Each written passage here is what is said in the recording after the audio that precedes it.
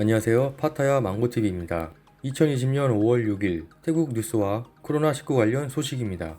누적 유증상자 3,693명 추가되어 86,320명, 누적 확진자 1명 추가되어 2,989명, 치료 중 환자 173명, 누적 완치자 14명 추가되어 2,761명, 누적 사망자는 1명 추가되어 55명입니다. 대사관 코로나19 관련 동향입니다. 프라유 총리는 주류 판매 금지가 풀리자 무질서하게 주류를 사재기하는 사람들과 해당 사업장을 비판하면서 주류 구매 수량 및 구매 시간을 제한하고 위반 시 해당 상점을 폐쇄할 것이라고 하였습니다. 총리는 백화점 및 대규모 시설에 대한 재개업을 신중히 고려 중이며 코로나 재확산 방지를 위해 이용 인원 및 체류 시간을 제한하는 등 관련 지침을 마련하는 방안을 검토 중이라고 합니다.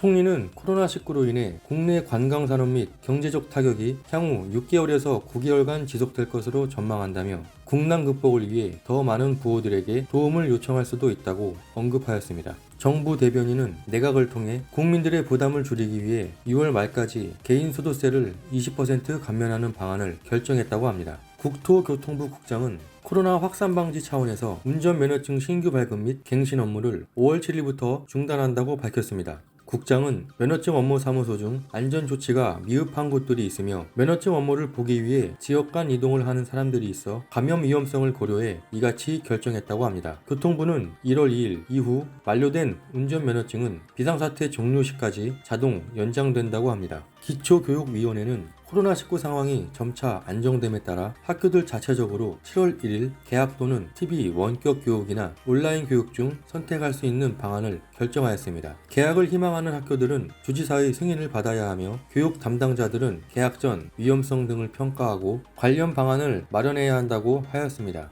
며칠 전 얄라주에서 40명의 사람들이 코로나19 양성 판정과 음성 판정이 번복되는 일이 있었습니다. 이에 질병관리본부는 방콕 중앙검사실에서 세 번째 검사를 실시한 결과 최종적으로 40명 모두 음성 판정 결과가 나왔다고 합니다. 이에 얄라주의 코로나 검사실은 잠정 폐쇄하고 재정비에 들어간다고 합니다.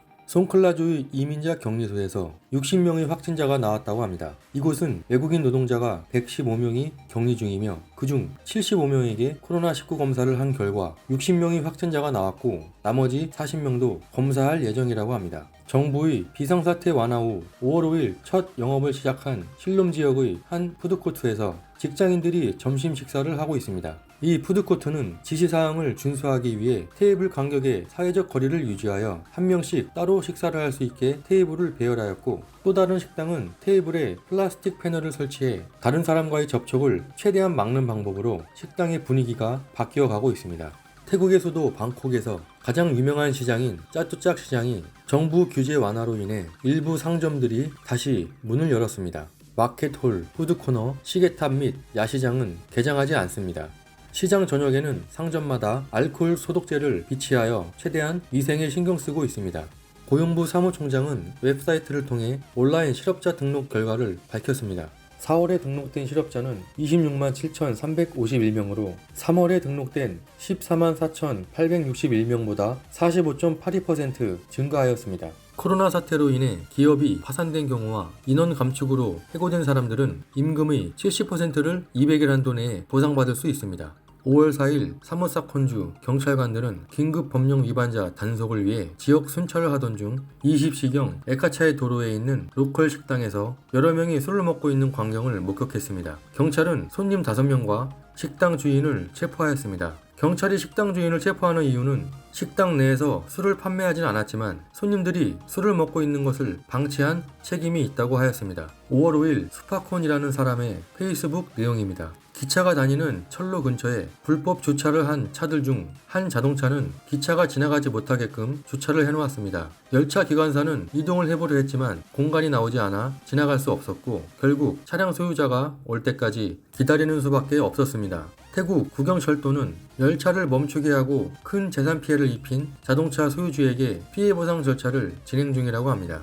나이키는 의료 전문가들을 위해 특별히 고안된 나이키 에어줌 펄스 신발 3만 개를 시카고, LA, 멤피스, 뉴욕시의 병원 의료진들에게 기부한다고 발표하였습니다. 이 신발은 2019년 11월에 출시되었으며 의료 전문가를 위해 설계된 최초의 나이키 신발입니다. 오래 서 있어도 편안한 착용감과 접착력이 좋아 바닥 미끄러움을 방지해준다고 합니다. 나이키는 미국의 비영리 단체인 굿360과 파트너 관계를 맺을 계획이며 총 6곳의 유럽의 병원에 각각 2,500개의 신발을 기증했습니다. 마지막으로 나이키와 나이키 재단은 코로나 사태로 인해 힘들어하는 곳에 2,500만 달러 약 302억 원을 기부하였습니다.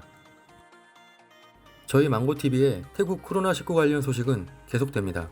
구독, 좋아요, 댓글 많이 부탁드립니다. 지금까지 파타야 망고TV였습니다. 감사합니다.